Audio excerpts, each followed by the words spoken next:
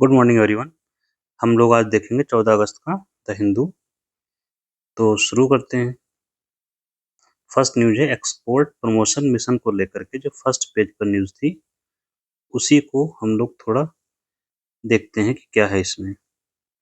देखिए, इसके नाम से स्पष्ट है, निर्यात प्रोत्साहन मिशन। मतलब ये निर्यात को बढ़ावा देने के लिए शुरू की गई है, निर्यात को बढ़ाने के लिए। और ये अभी इसी बजट में घोषणा हुई है इसकी। कब हुई है घोषणा? इसी बजट में।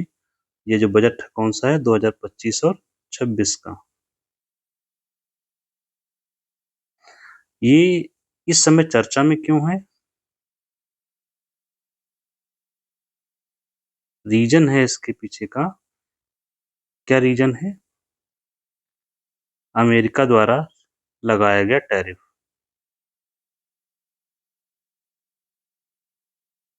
टैरिफ आप लोग जानते हैं। यहाँ पर जो हम चर्चा कर रहे हैं, आयात की जाने वाली वस्तुओं पर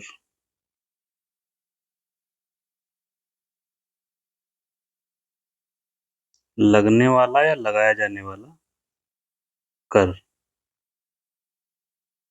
ठीक है, तो इसकी वजह से इसी का विकल्प भारत ढूंढ रहा है। तो समस्याएं यहाँ पर क्या हुई थी? यहाँ पर समस्या क्या हो रही है? इससे भारत का जो निर्यात क्या हो जाएगा? भारत का निर्यात घटेगा। क्यों घटेगा? क्योंकि टैरिफ लगा रहा आयात पर। हमारी चीजें जब अमेरिकी बाजार में पहुंचेंगी तो महंगी हो जाएंगी। अब महंगी हो जाएंगी तो कोई क्यों खरीदेगा? जब कोई खरीदेगा तो कम लोग खरीदेंगे। जब खरीदेंगे कम तो हमारा निर्यात क्या हो जाएगा? कम हो जाएगा।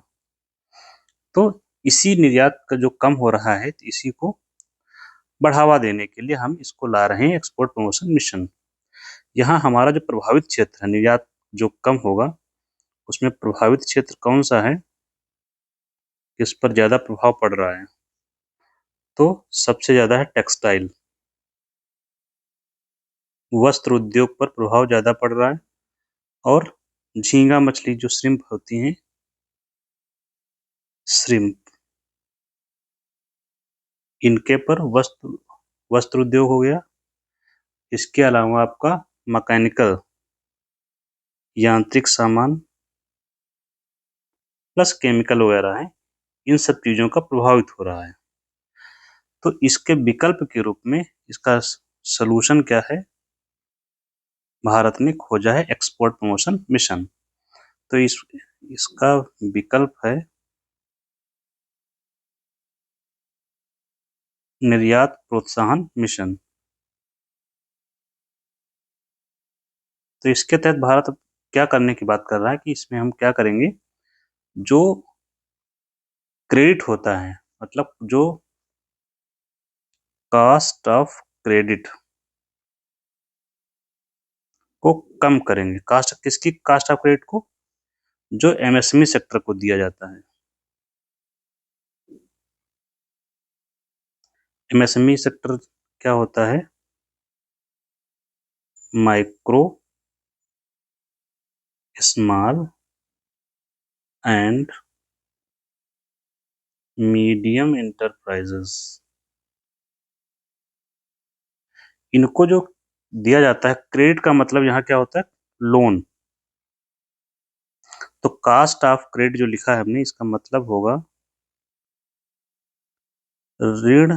क्रेडिट का मतलब हो गया ऋण, और कास्ट ऑफ क्रेडिट मतलब हुआ ऋण पर जो ब्याज देना पड़ता है, जो देना पड़ता है, वही होती है कास्ट ऑफ क्रेडिट। जब हम कोई लोन लेते हैं तो उस पर हमें ब्याज देना पड़ता है, तो वो जो ब्याज होता है वही होती है कास्ट। ठीक है, तो ऋण पर ब्याज क्या करेंगे? कम करेंगे, ताकि इससे ऋण पर ब्याज कम, तो इससे क्या हो जाएगा? ऋण सस्ता हो जाएगा, और जब सस्ता हो जाएगा तो इन्हें आसानी से उपलब्ध होगा। एमएसएमई सेक्टर की एक बड़ी समस्या है ऋण की अनुपलब्धता। ठीक है, ना होना। तो एक तो ये इसमें उपाय के रूप में देखा जाएगा और दूसरा इसमें एक है कि जो निर्यात है उसमें क्या करेंगे, इंसेंटिव दिया जाएगा। निर्यात के लिए इंसेंटिव आप लोग समझ रहे होंगे, प्रोत्साहन।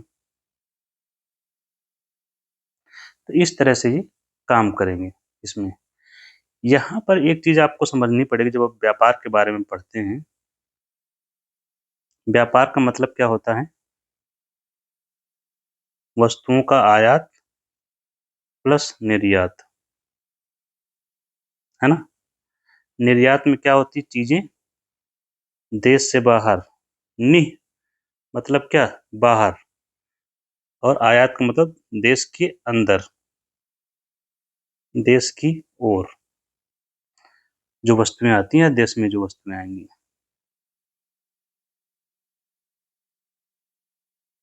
ठीक है, तो ये दोनों चीजें अब व्यापार में शामिल होती हैं। तो व्यापार पर बाधाएं लगाई जाती हैं। इन पर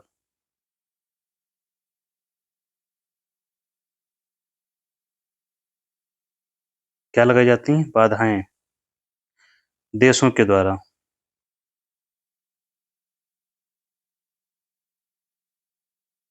बाधाएं क्यों लगाई जाती हैं? ताकि यहाँ पर विशेष रूप से आयात कम हो।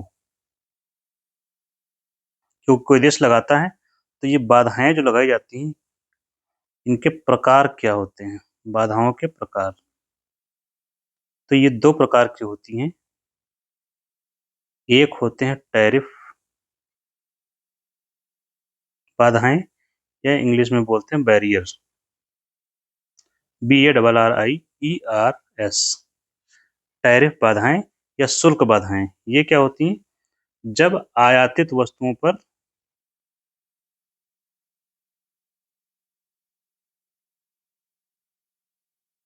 क्या बढ़ा देते हैं?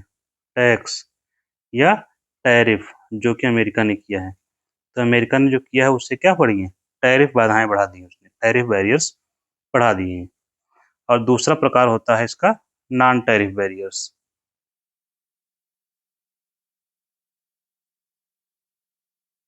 नॉन टैरिफ बैरियर्स, इसका हिंदी में मतलब हो जाएगा गैर प्रशुल्क बाधाएं।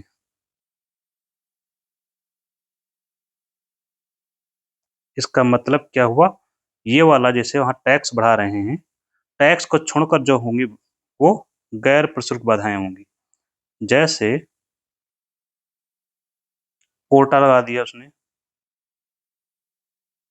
कोटा सिस्टम, ये गैर प्रशुल्क बाधाएं हैं। कोटा सिस्टम क्या होता है कि आयातित वस्तु की मात्रा फिक्स हो जाती है। मात्रा फिक्स कर देते हैं कि मान लीजिए कि 50 क्विंटल गेहूं आएगा बस। 50 क्विंटल की जब केजी लिख लीजिए आपको समझने के लिए। 50 केजी गेहूं आने देंगे बस, रेट चाहे जो हो। एक ये हो गया कोटा सिस्टम। दूसरा हो सकता है कि लेबर इशू कर दें। लेबर इशू क्या कि अगर आपका सामान जो बनाया गया है उसमें चाइल्ड लेबर इस्तेमाल किया गया है तो हम अपने यहाँ नहीं आने देंगे। ये हो सकता है कि इन्वायरमेंटल को कर दें कि पर्यावरण से आपके यहाँ नुकसान ज़्यादा होता है तो इस वजह से नहीं आने देंगे। तो ये सब नॉन टैरिफ बैरियर्स हो गए। ये WTO में आते भी हैं, तो वहाँ पर आपको पढ़ने को मिला होगा, आपने जो पढ़ा होगा। नेक्स्ट क्या है? म्यांमार को लेकर आया है। म्यांमार में आपको पता है सैन्य शासन है, इस समय चल रहा है, जुंटा गवर्नमेंट। तो इस पर क्या एक रिपोर्ट आई है वहां पर।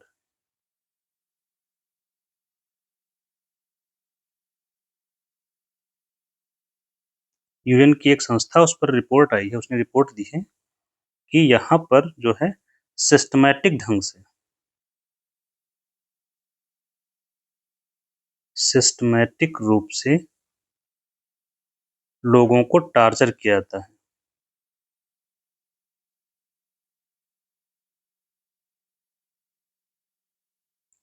विशेष रूप से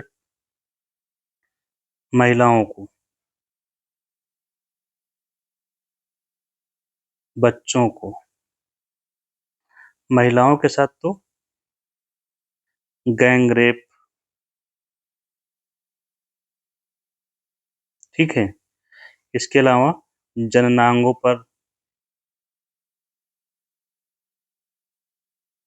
निशान, ये इंटरव्यू के हवाले से रिपोर्ट दी गई है इसमें।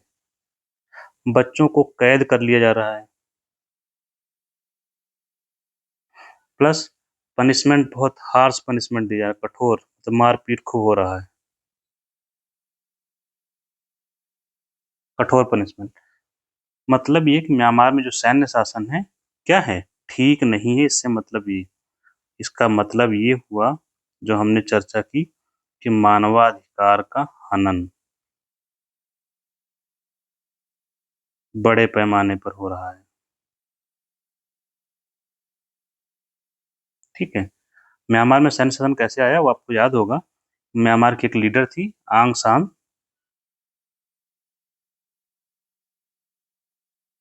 सू की, इन्हीं को इन्होंने आपदस्थ कर दिया था यहाँ की मिलिट्री ने। म्यांमार का एक और इशू चल रहा है, अगर आपको याद होगा, तो म्यांमार में जो अस्थिरता है ये, इसकी वजह से वहाँ पर एक समुदाय रहता है, वहाँ के एक प्रोविंस है रखाइन प्रोविंस,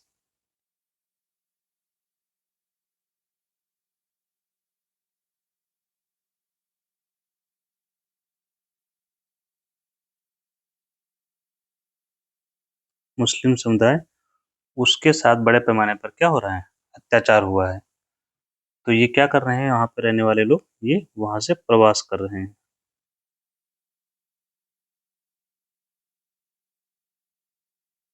ठीक है। मुस्लिम समुदाय का नाम क्या है आप लोग सर्च करेंगे,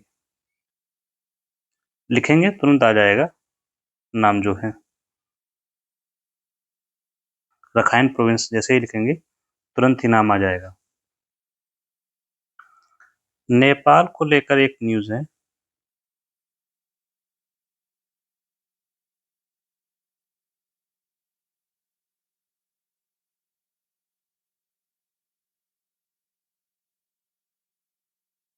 नेपाल ने पर्यटन को बढ़ावा देने के लिए क्या किया है, इसने एक टैक्स लगाते हैं उसको हटा दिया है, उसको बोलते हैं क्लाइंबिंग।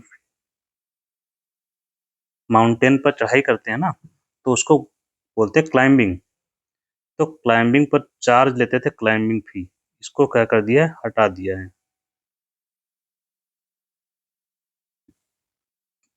अब इससे फायदा क्या होगा,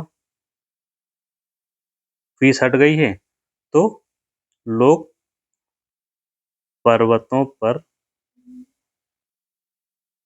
चढ़ने के लिए ज्यादा लोग आएंगे, और ज्यादा लोग आएंगे तो इसको क्या बोलते हैं, पर्यटन बढ़ेगा। और जब पर्यटन बढ़ता है तो क्या बोलता है, किसी अर्थव्यवस्था के लिए वहाँ रोजगार सृजन होते हैं, पहली बात। और ये लोग जब देखते हैं तो उससे जीडीपी बढ़ता है। हर अर्थव्यवस्था के लिए यही काम है मेन, रोजगार सृजन। और ये तो ये एक तरीका है कैसे इन्होंने मैनेज किया है। पर्वतों पर चढ़ने के लिए ये लोग चार्ज करते हैं, जिसे बोलते हैं क्लाइंबिंग फी, इसी को हटा दिया गया है। हटाने का इंग्लिश शब्द इन्होंने क्या होता है, वेव ऑफ, वेव ऑफ या वेव्ड ऑफ कर दिया गया है। नेक्स्ट है क्रीमी लेयर का कंसेप्ट आया है।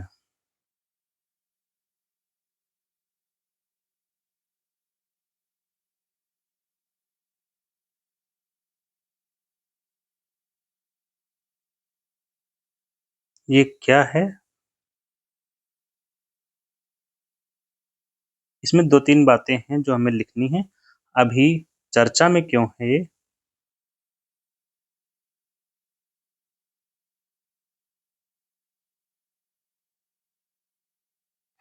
चर्चा में इसलिए है कि सुप्रीम कोर्ट ने एससी एसटी में भी इसे लागू करने के लिए लागू किया जाए। इस पर सुप्रीम कोर्ट में सुनवाई शुरू कर दी है। केस हुआ है। ठीक। अब हम समझते हैं कंसेप्ट क्या है।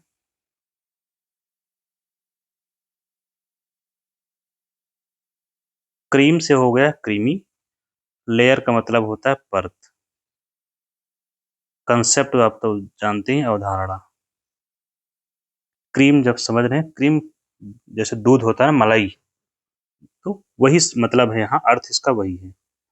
तो क्रीमी लेयर का जो कंसेप्ट है वो आपको याद होगा, इंदिरा साहनी मामला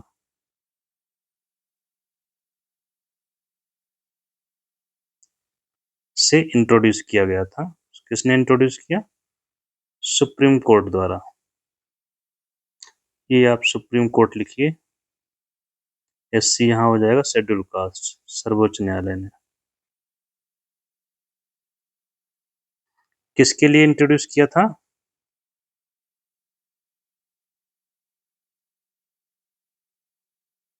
ओबीसी आरक्षण में इंट्रोड्यूस किया गया था। अब समझते हैं कि होता क्या है ये।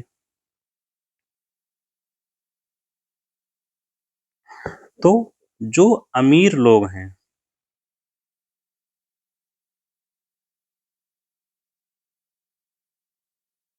या समृद्ध लोग हैं,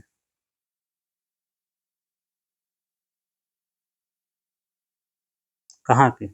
ओबीसी के, उन्हें आरक्षण का लाभ ना दिया जाए।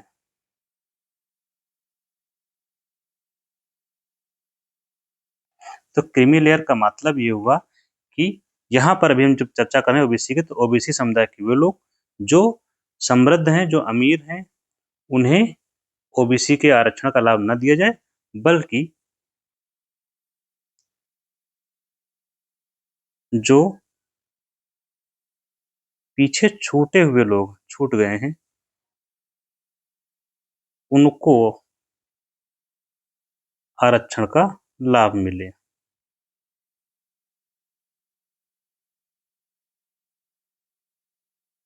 ठीक है, तो ओबीसी में लागू है। कैसे लागू है? इसके लिए इन्होंने क्या किया कि अमीर कौन है,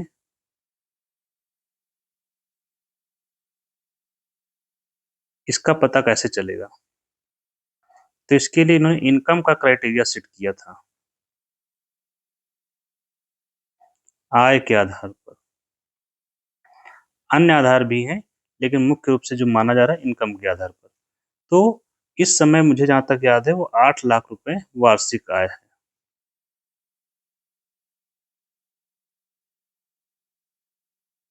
मतलब जिनकी आय 8 लाख रुपए से ज्यादा है, उनको आरक्षण का लाभ नहीं मिलेगा। अब in the same way SC और एसटी दो समुदाय हैं, इनको भी जब हम एससी की बात करते हैं तो इनको आरक्षण मिलता है 15%, और जब एसटी की बात करते हैं तो इनको आरक्षण मिलता है 7.5%। एससी का मतलब शेड्यूल कास्ट और एसटी का मतलब है शेड्यूल ट्राइब।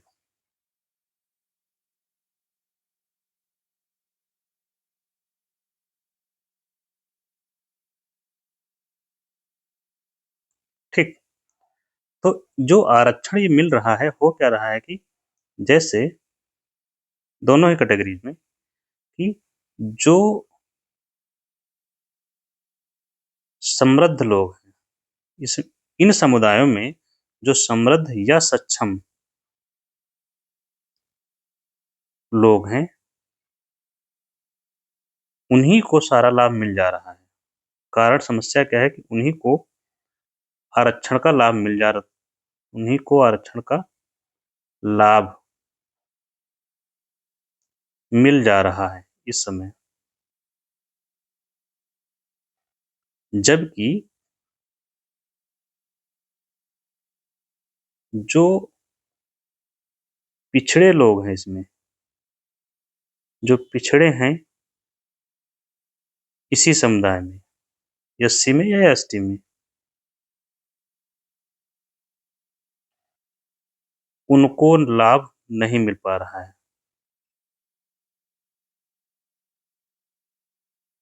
ठीक,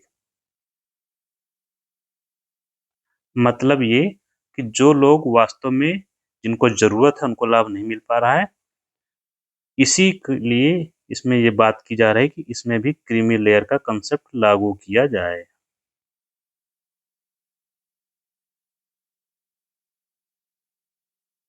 इसी को लागू करने के लिए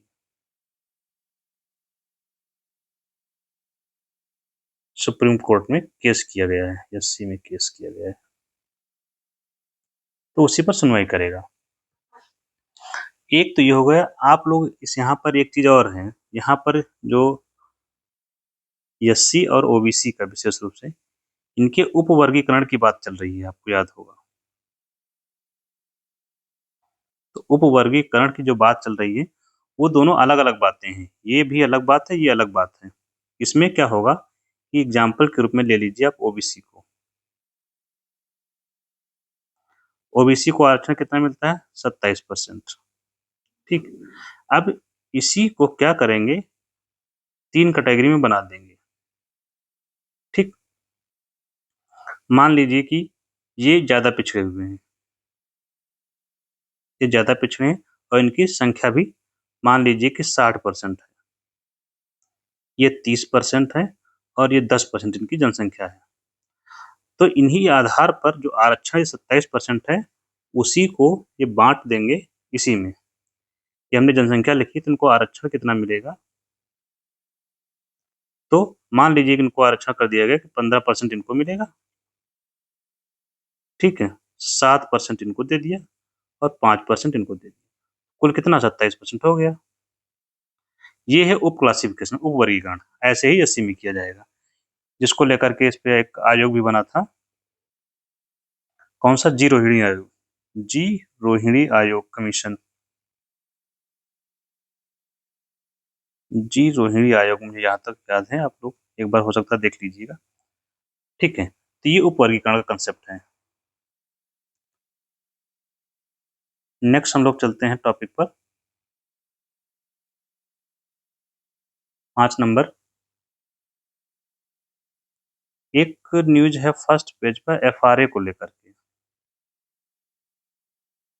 ये 2006 का एक्ट है, आप लोग याद रखेंगे, हो सकता है अक्सर पूछ लिया जाता है कि फॉरेस्ट राइट्स एक्ट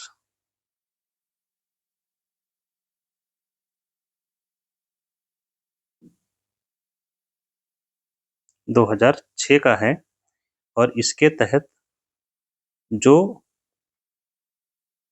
वन में रहने वाले लोगों को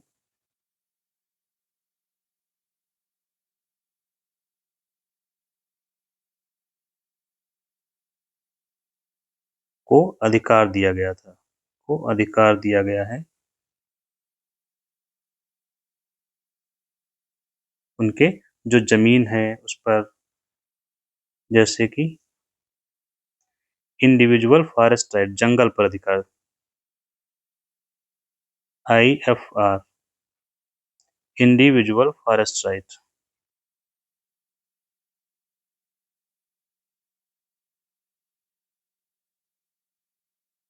मतलब व्यक्तिगत जंगल। इंडिविजुअल फॉरेस्ट राइट मतलब एक जंगल के एक भूभाग पर किसी व्यक्ति का अधिकार, और दूसरा होता है कम्युनिटी फॉरेस्ट राइट्स।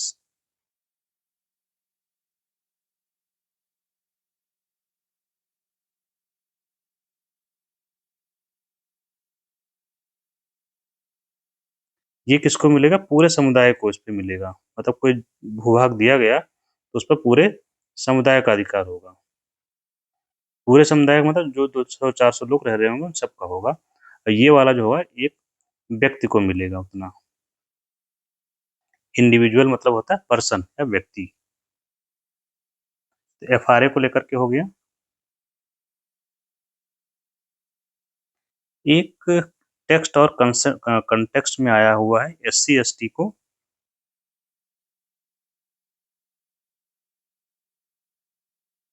जो वजीफा आप लोग पढ़ते होंगे,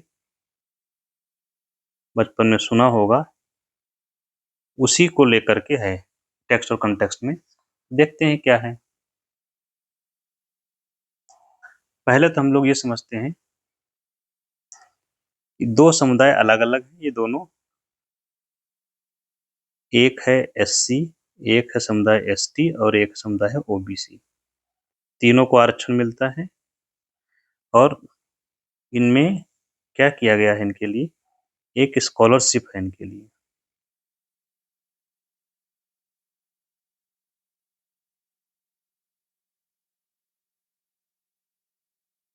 उसका नाम है, जो स्कॉलरशिप प्रोग्राम है, ये दो स्तर पर है, प्री मैट्रिक और पोस्ट मैट्रिक।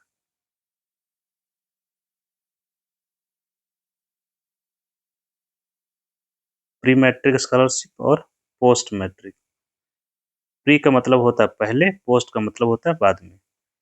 यहाँ पर प्री मैट्रिक कक्षा 9 और कक्षा 10, post matric 11th and 12th के जो बच्चे हैं उनको मिलता है। ठीक है, ये क्लास है, कौन सी कक्षा के बच्चे हैं उनको मिलेगा। तो कक्षा 9 और 10 के बच्चों को जो स्कॉलरशिप मिलती है वो प्री मैट्रिक होती है, और 11-12 वो जो होती है वो पोस्ट मैट्रिक स्कॉलरशिप होती है। ठीक, ये जो स्कॉलरशिप होती है,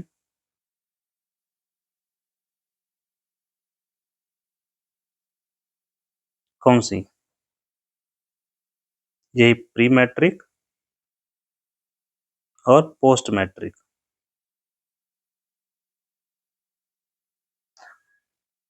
तो इन दोनों स्कॉलरशिप जो होती हैं ये सेंट्रल स्पॉन्सर्ड स्कीम है। कौन सी स्कीम है? सेंट्रल स्पॉन्सर्ड, मतलब केंद्र प्रायोजित योजनाएं हैं।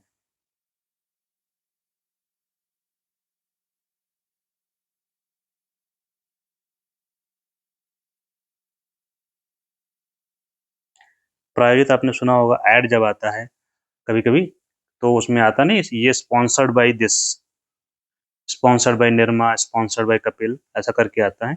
मतलब ये कि पैसा इसमें कौन देता है? केंद्र सरकार। इस योजना का जो फंड है, इसका धन है इस योजना का, ये दो लोगों में बंटता है। इसका मतलब ये है, कुछ पोर्शन केंद्र का है 60 और 40। ये केंद्र का होता है इतना पैसा, संघ सरकार देती है, और ये देती है राज्य सरकार इतना पैसा। 100 रुपये खर्च हो रहे हैं तो 60 रुपये केंद्र के, 40 रुपये राज्य के होंगे। पर्वतीय क्षेत्रों में इसका रेशियो 90:10 का है। कौन से क्षेत्रों में? जो पर्वतीय राज्य हैं प्लस नॉर्थ ईस्ट के, जो, क्योंकि वहां पर राज्यों की स्थिति उतनी अच्छी नहीं है, इसलिए ये व्यवस्था है। ठीक, तो ये योजना के बारे में आपने समझा। इस योजना का लाभ कैसे मिलेगा?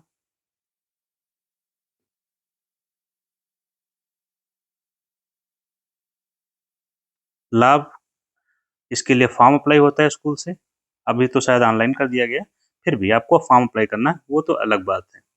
कैसे मिलता है, से बेहतर लिखते हैं, किनको मिलेगा?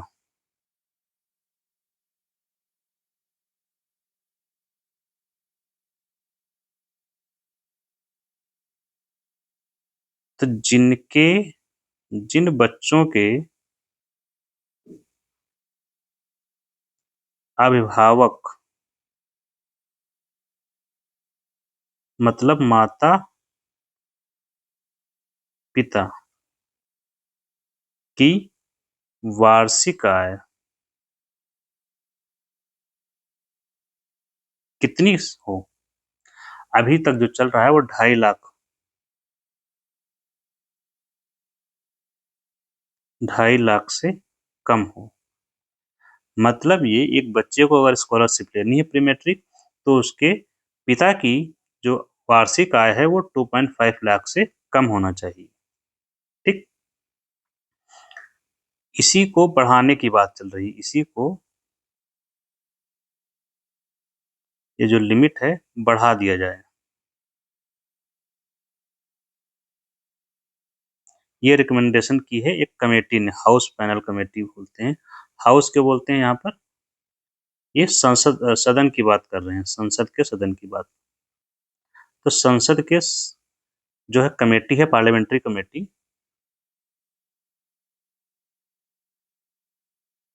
पार्लियामेंट्री स्टैंडिंग कमेटी,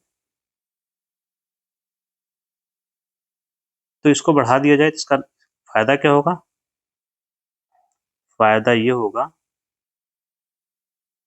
अगर बढ़ाकर कितना कर दिया जाए, 4.5 लाख रुपए, तो अब क्या होगा, जिनकी आय 4.5 लाख से कम होगी वो दायरे में आ जाएंगे। तो अब क्या होगा, बहुत से लोगों को फायदा मिलेगा।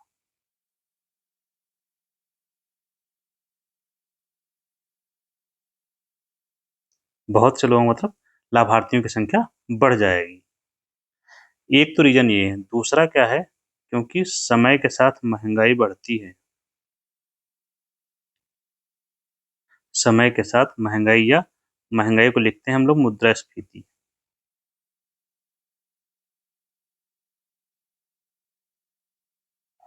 अब मुद्रास्फीति, महंगाई बढ़ती है तो लोगों की आय बढ़ती है।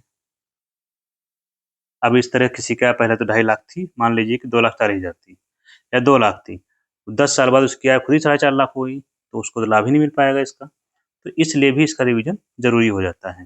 तो पूरे जो कंटेक्स्ट है हमारा, वो इसी पर केंद्रित है।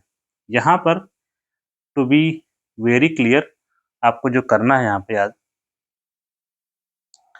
यहाँ हमने बात की 3 समुदायों की,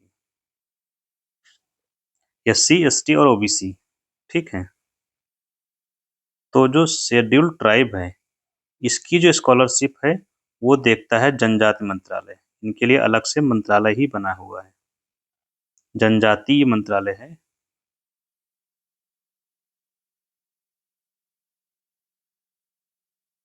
तो इनकी स्कॉलरशिप यहाँ से बनेगी।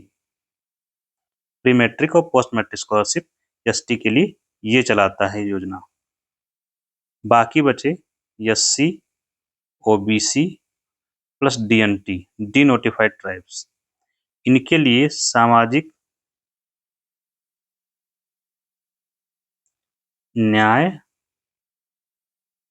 और अधिकारिता मंत्रालय है,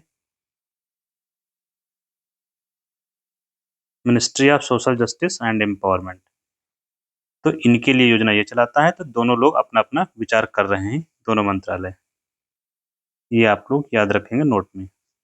इनका ये मंत्रालय है ST का, SC, OBC और DNT का सामाजिक न्याय और अधिकारिता मंत्रालय है, ठीक है। तो ये ओवरऑल हो गया कि कैसे इनको क्या करना है, ठीक है। नेक्स्ट शायद 7 या 8 जो भी हो, एक राशन कार्ड को लेकर थी न्यूज एड्रियल में, राशन की दुकान।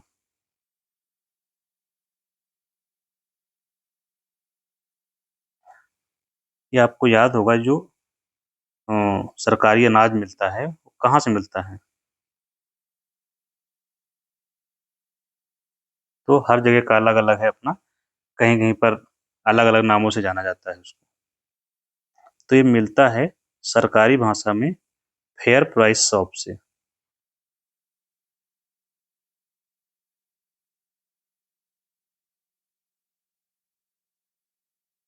तो लोग क्या होते हैं, जैसे मान लीजिए गल्ला की दुकान कहीं कहीं बोलते हैं,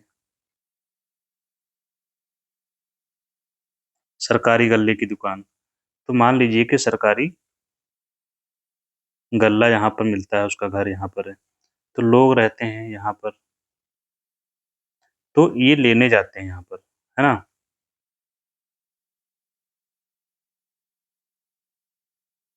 ये घर है सरकारी गल्ले का, गल्ले की दुकान। तो वहाँ पर ये जो तमिलनाडु सरकार है, उसने क्या किया है, जो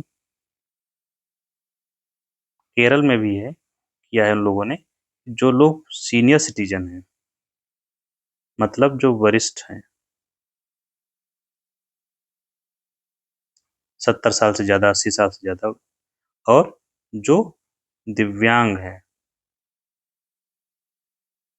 उनके लिए राशन जो है उनके घर तक पहुंचाएंगे, राशन को घर तक, होम डिलीवरी जिसको बोलते हैं हम लोग। तो जो नेशनल फूड सिक्योरिटी एक्ट है, कुल मिला के आपको कहीं सुझाव देना है एनएफएसए को लेकर के, फेयर प्राइस शॉप को लेकर के क्या सुधार किया जाए, तो आप कह सकते हैं इसमें कि इनकी होम डिलीवरी अगर की जाए तो और अच्छा रहेगा, जो कि केरला वगैरह में और तमिलनाडु में चल रहा है। होम डिलीवरी की जाए सबके लिए, ना सही तो जो लोग बीमार हैं, जो लोग बुजुर्ग हैं, ठीक है, या जो लोग दिव्यांग हैं, या जिनके घर में केवल महिलाएं ही हैं,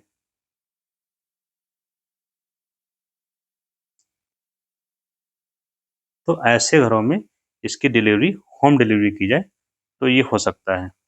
एनएफएसए एक्ट जो है कब का है, कभी कभी आपसे पूछ लिया जाता है, तो ये है 2013 का। इसके तहत क्या मिला है, राइट टू फूड, भोजन का अधिकार दिया गया है। जैसे